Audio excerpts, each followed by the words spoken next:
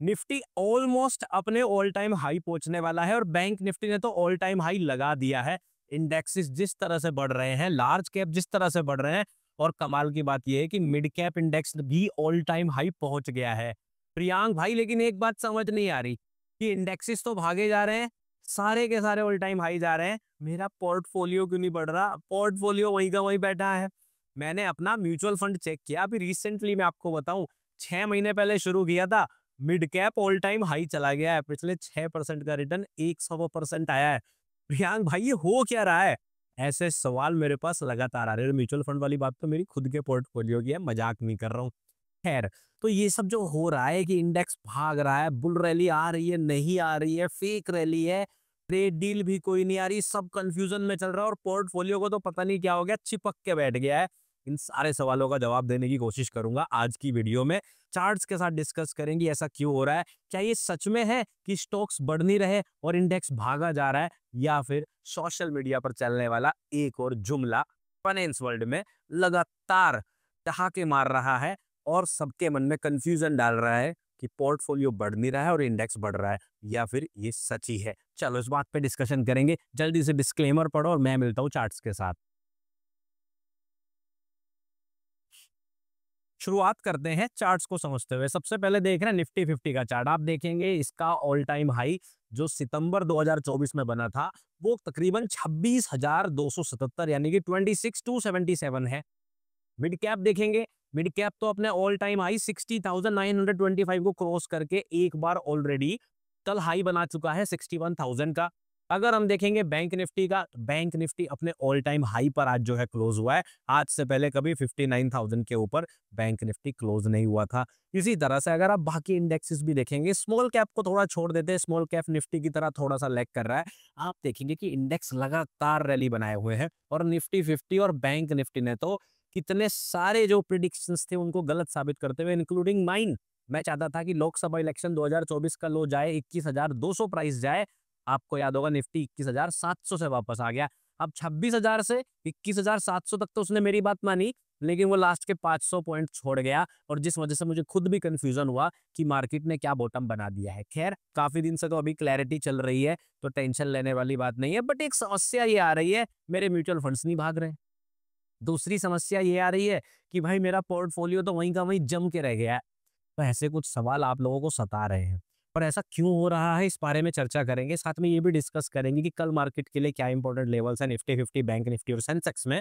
देखो, सबसे इंपॉर्टेंट चीज आपको ये समझने की है कि ये जो चीज आपके दिमाग में बैठाई जा रही है कि इंडेक्सेस भाग रहे हैं, स्टॉक्स नहीं भाग रहे हैं, ये कोई पहली बार नहीं हो रहा है। मैं पिछले 4 सालों में कम से कम 3 बार ये कहानी सुन चुका हूं। जब 2021 की रैली शुरू हुई थी तब भी एक्स पर, सोशल मीडिया पर पूरा दिन ये चलता था कि इंडेक्स भाग रहे, मेरे स्टॉक्स नहीं भाग रहे। इंडेक्स भागते भागते भागते भागते 11,000 से 26,000 पहुंच गया और उनके स्टॉक्स ही नहीं भाग रहे। फिर मैंने ये कहानी सुनने शुरू करी 2023 के शुरुआत में। लोगों को लगा कि निफ्टी जो है 15,000 से 18,000 वापस पहुंच गया, लेकिन मेरे स्टॉक्स तो नहीं भाग रहे। अब फिर बिल्कुल वैसा ही चल रहा है। मैं आपको बताऊं, देखिए अक्सर ऐसा होता क्या है, जब भी कोई इंडेक्स अपने किसी करेक्शन के बाद, बियर रैली के बाद वापस आ रहा होता है, जैसे कि मैं आपको देखो निफ्टी के चार्ट से थोड़ा सा समझाऊंगा, वीकली चार्ट पर चलेंगे और मैं आपको समझाऊंगा ये कहानी होती क्यों है और क्यों हमारे दिमाग में ये आती है। देखो, ये वही चार्ट है जिसके बारे में बात कर रहा था। मुझे लग रहा था ये लोकसभा इलेक्शन की लो के नीचे जाएगा, यहां से पता है, मतलब पूरा 2024 में शुरुआत से कहता रहा कि मार्केट भाई नीचे नीचे नीचे यहाँ तक आएगी और देखो कितना पास से चली गई। होता है, कभी कभी होता है। देखो, मैं आपको कमाल की चीज दिखाता हूँ, आपको मैं समझाता हूँ ये होता कब है। जब भी मार्केट एक ऑल टाइम हाई बनाने के बाद, ठीक है, जैसे सबसे पहले शुरू करते 2020-21 की रैली पर, कोविड का हाई बनाने के बाद मार्केट नीचे गिरी और जब वापस आना शुरू किया, जब ये 2022 का हाई बनाने के बाद मार्केट ने गिरना शुरू किया और वापस आना शुरू किया, या फिर जब ये 2023 के बाद अब यही सेम सिचुएशन हो रही है। तो ऐसी सिचुएशन में होता क्या है कि जब ये वाली फेज होती है ना, ये वाली फेज समझने की कोशिश करना, ये आपका ऑल टाइम हाई है, ये आपका ऑल टाइम हाई है। और इसके बाद जो ये क्रैश के बाद जो ये रिकवरी होती है, ये जो क्रैश के बाद ये जो रिकवरी हो रही होती है, ये जो क्रैश के बाद ये जो रिकवरी हो रही होती है, इसके अंदर लगातार एक्सपर्ट्स के बीच में लड़ाइयां चल रही होती हैं, सोशल मीडिया पर लड़ाई चल रही होती है। और निफ्टी 50 के अंदर खास बात ये है कि अधिकतर जो है लो प्रोबेबिलिटी सेटअप बनते रहते हैं। कैसे सेटअप बनते रहते हैं? लो प्रोबेबिलिटी। लो प्रोबेबिलिटी कैसे? By setup. वो जो सेटअप भी बात कर रहा हूं मैं, बाई सेटअप की बात कर रहा हूं।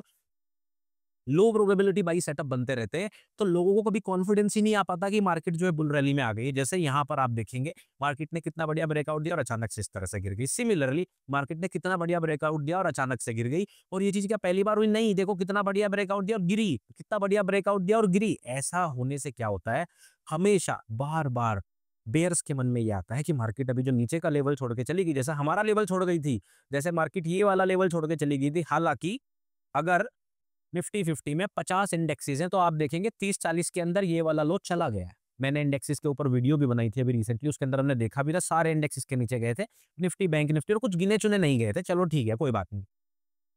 तो देखने वाली बात यह है कि इसकी वजह से लोग कभी ये कॉन्फिडेंस में नहीं आ पाते कि मार्केट जो है वापस से बुल रैली पकड़ चुकी है और अब स्टॉक्स भागने वाले हैं। इस चक्कर में लोगों के मन में कहीं ना कहीं डर बना रहता है। उस वजह से क्या होता है, इंडेक्स की जो ये वाली ग्रोथ होती है, ये ग्रोथ बहुत ही स्लो होती है। और प्लस इस ग्रोथ के अंदर जो स्टॉक्स होते हैं वो बहुत धीरे धीरे बढ़ते हैं। देखो, अगर आपके दिमाग में कोई ये बैठा रहा है या आपके दिमाग में ये बात है कि इंडेक्सेस नहीं बढ़ रहे हैं, स्टॉक्स सॉरी इंडेक्सेस बढ़ रहे हैं, स्टॉक्स नहीं बढ़ रहे हैं। जैसे अभी भाई रिलायंस फलाना स्टॉक तो निफ्टी में इतना बड़ा है, वो तो ऑल टाइम हाई नहीं चल रहा। टीसीएस जिसका शेयर इतना ज्यादा है, वो तो ऑल टाइम हाई नहीं चल रहा। भाई एचडीएफसी बैंक, वो तो ऑल टाइम हाई नहीं चल रहा। आप लोगों के दिमाग में ये जो बातें डाली जाती हैं, आप लोगों को समझना पड़ेगा कि कंट्रीब्यूशन सिर्फ 2-3 स्टॉक का नहीं है। हालांकि उनका शेयर ज्यादा है, मैं आपकी बात ये मान रहा हूं, लेकिन कंट्रीब्यूशन सिर्फ उनका नहीं होता। और इंडेक्स का प्राइस सिर्फ और सिर्फ स्टॉक्स के प्राइस से ही भागता है। बिना स्टॉक्स का प्राइस बढ़े इंडेक्स का प्राइस नहीं बढ़ सकता। ये तो वही बात हो गई, मम्मी पापा से पहले मैं आ गया। अरे भाई आप पहले कैसे आ जाओगे? इंडेक्स कैसे बनता है? इंडेक्स बनता है स्टॉक्स के प्राइस का एवरेज निकाल कर। तो अगर स्टॉक्स ही नहीं बढ़ेंगे तो इंडेक्स कैसे बढ़ जाएगा? तो ये जो नैरेटिव चल रहा है चारों तरफ, इस नैरेटिव से थोड़ा सा बाहर निकलिए। मैं आपको समझाने की कोशिश कर रहा हूं कि जब मार्केट इस जगह पर होता है तो मार्केट के अंदर जो स्टॉक्स की बाइंग होती है वो बहुत ही सेलेक्टिव बाइंग होती है, सेक्टर वाइज बाइंग होती है। आपको सटीक सेक्टर, सटीक स्टॉक्स बाई करने पड़ते हैं क्योंकि उन्हीं के अंदर मूवमेंट आता है, उन्हीं के अंदर ग्रोथ आ रही होती है। और क्योंकि लोगों को कॉन्फिडेंस बुल मार्केट के ऊपर नहीं होता, लोग कॉन्फिडेंस के साथ नहीं कह पाते कि भाई ये बुल मार्केट आ गई है और ये इंडेक्स ऊपर जाने वाला है, ये ऑल टाइम हाई जाने वाला है या ऐसी रैली आने वाली है। ये बात क्योंकि वो कॉन्फिडेंस से नहीं कह पाते, तो हम लोग बड़े स्टॉक्स से डरे हुए रहते हैं, उनके अंदर इन्वेस्टमेंट करने से डरते हैं। और उसके अंदर वो ग्रोथ भी नहीं दिखाई देती। अरे अगर रिलायंस भाग रहा होता तो रिलायंस इतना सा भागेगा तो इस वक्त पे इंडेक्स इतना भागेगा, क्योंकि बाकी सब भी सहारा लगा देंगे। लेकिन इस वक्त जब मार्केट को कॉन्फिडेंस देने की जरूरत होती है तो यूजुअली सेलेक्टिव सेक्टर्स भागते हैं, सेलेक्टिव स्टॉक्स भागते हैं। और उसके वजह से क्या हो रहा होता है, मार्केट के अंदर जब ये वाला मूव चल रहा होता है ऑल टाइम हाई के नीचे वाला, तो आपके मेन स्टॉक्स नहीं भागते हैं। ऐसा कोई पहली बार नहीं देख रहा हूं, हर बार की कहानी है। जाके इंडेक्स के साथ स्टॉक्स लगा के देख लेना।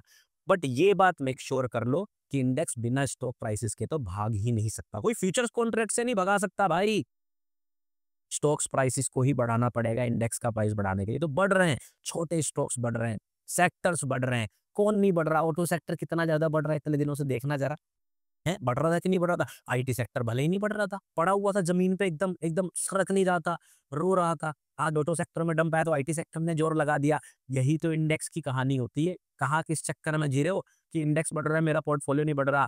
आपका पोर्टफोलियो गलत स्टॉक्स में बना हुआ है मार्केट के हिसाब से। लेकिन अगर बना हुआ है, परेशान मत हो, मैं आपको बता रहा हूँ जब भी मार्केट ये ऑल टाइम हाई ब्रेक करती है ये, और जब ये ब्रेक करेगी तो इसके बाद जो मूव आता है और जो बहुत तेज मूव आता है, वो तेज मूव क्यों आता है? यहाँ देखो कितना रो रो कर बढ़ा, यहाँ देखो कितना रो रो कर बढ़ा। लेकिन इसके बाद अचानक से क्या हो जाता है? इसके बाद अचानक से क्या हो जाता है? इसके बाद अचानक से ये हो जाता है, उसके बाद वो जो बड़े स्टॉक्स है वो भी भागते हैं, जो छोटे हैं वो भी भागते हैं, और इंडेक्स दो दुगनी रात चौगनी स्पीड से भागता है। समझ रहे हो? तो इसलिए इस नैरेटिव से बाहर आ जाओ, इंडेक्स बिना स्टॉक्स के नहीं बढ़ता। पहला चीज़, आपका पोर्टफोलियो नहीं बढ़ रहा तो शायद वो कुछ ऐसे सेक्टर या स्टॉक्स के अंदर लगा हुआ है, जहाँ लोग अपने आप को सेफ समझते हैं। बड़े स्टॉक्स में क्या होता है, आदमी सोचता है मैं सेफ हूँ, मार्केट बेयर मार्केट भी आगे ज़्यादा गिरेगा नहीं। तो ये जब बेयर मार्केट की रिकवरी चल रही है ना, तो वो ज़्यादा बढ़ेगा भी नहीं और वो ज़्यादा बढ़ भी नहीं रहा, इसलिए आपका पोर्टफोलियो वही चिपक के बैठ गया है और वो मेरा भी 1.5% बढ़ा है। तो आपने जब सेफ जगह पर पैसा लगाया होता है तो इस वक्त पे ग्रोथ कम आती है। लेकिन जिस दिन मार्केट ने ये ऑल टाइम हाई ब्रेक करा, आहा, जो मजा आने वाला है। तो बेफिक्र रहिए और इस नैरेटिव से बिल्कुल बाहर आ जाइए कि मेरा पोर्टफोलियो नहीं बढ़ रहा, इसलिए स्टॉक्स नहीं बढ़ रहे, इसलिए इंडेक्स की फेक रैली है। बिल्कुल फेक रैली नहीं है, मेरे हिसाब से तो बहुत जबरदस्त रैली है। अगर छोटे स्टॉक मार्केट को इतना उठा दे रहे हैं, सोचो जब बड़े भागेंगे तो क्या होने वाला है।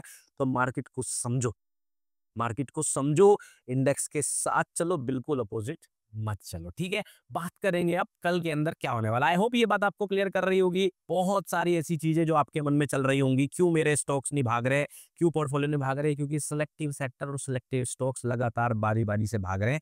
आपका भी नंबर आएगा, गली बॉय का गाना है ना, अपना नंबर आएगा तो आएगा भाई, आएगा, बेफिक्र रहिए। लेकिन पेशेंस की जरूरत है, एक इन्वेस्टर और होल्डर को टाइम लगता है, बट जब भागेगा ना तो बहुत तेज भागेगा, बेफिक्र रहिए। खैर, बात करेंगे निफ्टी 50 की। तो आजकल आप लोगों को पता है कि old with Priyank live channel पर मैं डेली लाइव आ रहा हूँ। आज मैं इसी चैनल पर लाइव आया था और आप सब लोगों ने ज्वाइन भी किया था और आप सब लोगों ने देखा कितने बढ़िया तरीके से हम लोगों ने इस मूव को एनालाइज करा था, पूरे मूव को एनालाइज करा था। इसी तरह कल सुबह भी मिलूंगा आप लोगों से मैं लाइव में, ठीक है। बात करते हैं अब क्या प्लान है। सिंपल सा प्लान है, मार्केट बिल्कुल बुलिश जा रही है, हम लोग यहीं से बुलिश बैठे हुए हैं, बेफिक्र रहिए। यहाँ पर हमारे मन में एक डाउट आया था कि मार्केट कहीं इस गैप को फिल करने के लिए ना आ जाए, आई यहाँ से रिएक्शन दिया, यहाँ पर हमने इस क्लोजिंग का वेट करा, ऊपर हुई, हम सिंपल से बुलिश थे और अभी भी बिल्कुल बुलिश ही रहेंगे। अगर किसी वजह से मान लीजिए कुछ और ट्रैप प्राइस को करना चाहता है, वो और साइड बेज होना चाहता है, वो नीचे इस गैप को भी फिल करने आ जाता है, तो भी मार्केट जब तक हमारे लोस को होल्ड करके बैठी हुई है, ये वाले लो को होल्ड करके बैठी हुई है, हम लोग सिंपली बुलिश रहने वाले हैं। पहला प्लान तो बेसिक सा है। अब बात करेंगे हम लोग, मार्केट 26,104 के हाई की तरफ तो ऑलमोस्ट पहुंच ही गई है। तो कल ऑब्वियसली या तो मार्केट गैप अप हो जाए या सीधा ही सीधा जो है 26,100 या 104 के बीच में खुले और यहाँ से इनिशियली ऐसा डाउन क्लोज कैंडलस्टिक बनाए, रीटेस्ट करे और फिर ऊपर बढ़ना शुरू करे, या फिर मार्केट फ्लैट ओपन हो जाए, थोड़ा सा नीचे आए, थोड़ा कंसोलिडेट करे और इस तरह ऊपर जाए। ये हमारी मेजर प्लानिंग रहने वाली है। मंडे लो, जो इस हफ्ते का मंडे लो है 25,900, 25,900, इसको आप अपना बेस बनाकर रखेंगे। अब मोर लाइकली हम उम्मीद करेंगे मार्केट अब आज का जो लो बना है दैट इज अराउंड 25,856, इससे नीचे मार्केट ना जाए। ये हमारा मेजर इन्वेलिडेशन होने वाला है कल के लिए। तो सिंपल सा है, छोटे टाइम फ्रेम पर प्राइस कैसा दिखेगा, कैसा हमें दिख रहा है और क्या हमारी प्लानिंग है, बहुत आसान है। हम लोग 26,100 के आसपास रिएक्शन एक्सपेक्ट करेंगे। अगर मार्केट वहां से ब्रेकआउट देती है तो हमारे पास नेक्स्ट टारगेट होने वाला है 26,180 और 26,277, जो कि है प्रीवियस ऑल टाइम हाई भी। तो अब इस पर नजर है हमारी और हम लोग यही एक्सपेक्ट करेंगे। साथ में आप previous day closing, previous day high दोनों को मार्क करके भी इंट्राडे रिएक्शन के लिए यूटिलाइज कर सकते हो। जल्दी से चलते हैं बैंक निफ्टी के चार्ट पर।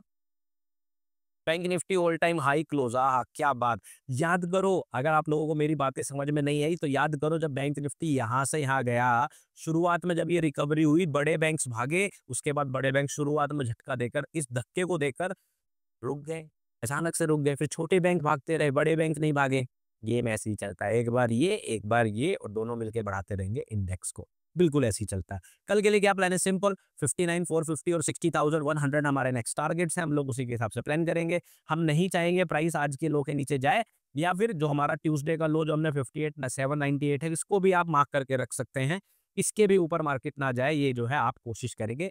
तो 60,100 हमारा जो है इस वीक का की टारगेट रहेगा। हम लोग प्लान करेंगे मार्केट यहाँ तक आ जाए, और अगर यहाँ तक नहीं भी जाती है तो 59,450 हमारे पास इंट्राडे लेवल के लिए एक बढ़िया टारगेट है। तो इस पर भी हम लोग नजर बनाकर रखने वाले हैं। तो बैंक निफ्टी में सिंपल सा प्लान है, हम लोग प्रीवियस डे के लेवल्स मार्क करेंगे और ऊपर की तरफ क्या क्या टारगेट करने वाले हैं, 59,450 और 60,100 को। अब चलेंगे सेंसेक्स की तरफ। तो यहाँ पर जो मिड कैप इंडेक्स मैंने ओपन किया था, इसको हम लोग कर देते हैं बंद और कर लेते हैं सेंसेक्स को ओपन। सेंसेक्स के अंदर बहुत प्यारा प्राइस एक्शन था। मार्केट ने किस तरह से प्रीवियस वीक क्लोजिंग पर सपोर्ट लिया और जो ये बुलिशनेस आई, जबरदस्त मजा आ गया। ये 85,105 का हाई जो हमारा था, ये टारगेट हो चुका है। 85,200 का जो टारगेट है वो जरा सा मिस हो गया है, कि हो गया है, हो गया वो भी हमारा, नहीं नहीं ये नहीं हुआ है, ये है 85-290, माफ कीजिएगा मैंने 200 पढ़ा इसको, 85-290 का टारगेट जरा सा मिसिंग है। आई होप कल में ये वाली कहानी भी होने वाली है, बट इस लेवल को मार्क करके जरूर रखिएगा, यहाँ पे आपको रिएक्शन देखने को मिल सकती है। ऊपर की तरफ 85-571 को मार्क रखिए, यहाँ पे आपको इंट्राडे रिएक्शन देखने की चांसेस काफी ज्यादा है। क्यों ज्यादा है मैं आपको दिखा देता हूँ। पीछे की तरफ जब आप देखेंगे, जब टॉप बना था तो यहाँ पर एक गैप छूटा था, इसलिए इस गैप रिएक्शन पर चांसेस रहते हैं कि मार्केट जो है वापस से रिएक्ट करेगी। इसके अलावा आप जो है ये एक सेकेंडरी ऑर्डर ब्लॉक बनने की प्लानिंग में है। इस लेवल को भी तीनों ही इंडेक्सेस में, यानी कि जो हमारा ट्यूसडे का हाई है, इसको भी आप इंट्राडे रिएक्शन के लिए मार्क कर सकते हैं। बाकी आपको कल का आज का जो लो बना हुआ है भाई आपका इनवैलिडेशन रहने वाला है 84,525 और ऊपर की तरफ 85,571, 1000 पॉइंट का ये रेंज है और मेरे हिसाब से कल के अंदर वो बुलिशनेस हमें देखने को मिलनी चाहिए। बाकी लाइव में तो मैं आपको लाइव मिलूंगा ही। इन सारी बातों के साथ ध्यान क्या रखना है, investments in securities markets are always subject to market risk. Kindly read all related documents carefully. SEBI RA होना, एनआईएसएम सर्टिफिकेशन होना, एबीएससी रजिस्ट्रेशन, इस बात की आपको कोई अश्योरिटी या गारंटी नहीं देता कि हम आपको कोई प्रॉफिट रिटर्न की गारंटी यहाँ पर दे रहे हैं। इस वीडियो में दी गई सारी जानकारी आपको सिर्फ इन्फॉर्मेशन पर्पज के लिए दी गई। अगर आप उसे इन्वेस्टमेंट एडवाइस की तरह यूज करना चाहते हैं तो अपने इन्वेस्टमेंट एडवाइजर से डिस्कस करें, हमारे ऊपर भरोसा अपनी समझ से ही करें, ठीक है। ये कोई फाइनेंशियल एडवाइस नहीं है, ये बात आपको पता होनी चाहिए। बाकी मेरे डिस्क्लेमर, रजिस्ट्रेशन नंबर और सारे के सारे डिस्क्लोजर्स आपको डिस्क्रिप्शन के अंदर मिल जाएंगे।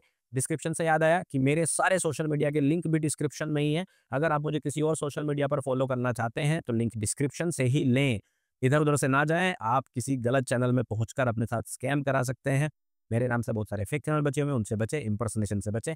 और अगर किसी के साथ ऐसा स्कैम हो गया है, किसी ने गलत जगह पैसे दे दिए हैं, तो प्लीज अपने नियर बाई साइबर क्राइम थाना में जाकर उसकी कंप्लेन करें या फिर 1930 पर कॉल करके उसकी रिपोर्ट इमीडिएटली करें। Clear. Bitcoin, crypto currencies, NFTs trade करना इंडिया में पूरी तरह से लीगल है। आप उसे बाई कर सकते हैं, होल्ड कर सकते हैं, सेल कर सकते हैं, लेकिन ध्यान दें ये अभी रेगुलेटेड नहीं है ट्रेड करने के लिए, इसलिए इस बात को समझते हुए कि ये एक हाईली रिस्की एसेट है, उसी हिसाब से ट्रेड करें। तो बिटकॉइन के अंदर अगर हम देखें, हम लोग काफी दिनों से एक्सपेक्टेशन लगा के बैठे थे 130 आएगा, अरे कब आओगे मेरे साजन, लेकिन साजन नहीं आए भाई। मार्केट उससे पहले ही पलट गई। यहाँ पे प्लान किया, थोड़ा सा गिर के गया ऊपर, फिर नीचे आया, फिर प्लान किया, फिर गया ऊपर और बार बार 125, 126, 124 से ही आ गया, 130 का टारगेट बनाकर नहीं आया। और मार्केट ने जो है यहाँ पर एक बढ़िया सा फेक आउट किया और हमें धोखा दिया। और फेक आउट करने के बाद यहाँ पर भी, और अगर आप देखेंगे इस वाले आई के साथ भी इस तरह का फेक आउट करके मार्केट ने गिरना शुरू किया। उसके बाद अगर आप डेली चार्ट पर देखोगे, मार्केट ने लगातार फेक सिग्नल्स दिए, मिक्स्ड सिग्नल्स दिए। हम लोग हाई प्रोबेबिलिटी के साथ नहीं हो पा रहे थे बेरिश, जैसे यहाँ पे रिएक्शन के बाद मार्केट ने एक भी बार ब्रेकआउट नहीं करा, हर बार जो है इमीडिएट फेक आउट कर दिया, लेकिन उसके बावजूद गिरा। और ये चीज जो होती है ये बहुत खराब होती है, क्योंकि ये दिखाती है वीकनेस। मतलब जब मार्केट गिर रही थी उस वक्त पर मैक्सिमम जो बड़े प्लेयर्स थे उन लोगों का प्लान शायद गिराना नहीं रहा होगा।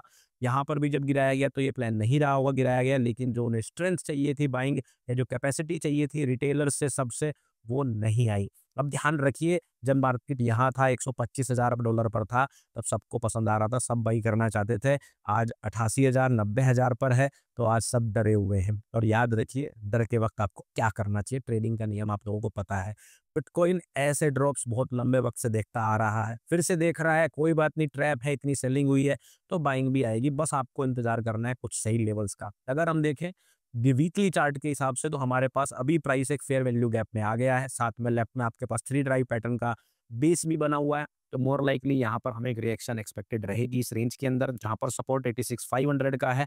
तो आप लोग इन लेवल्स को अपने चार्ट पर मार्क करके रखें।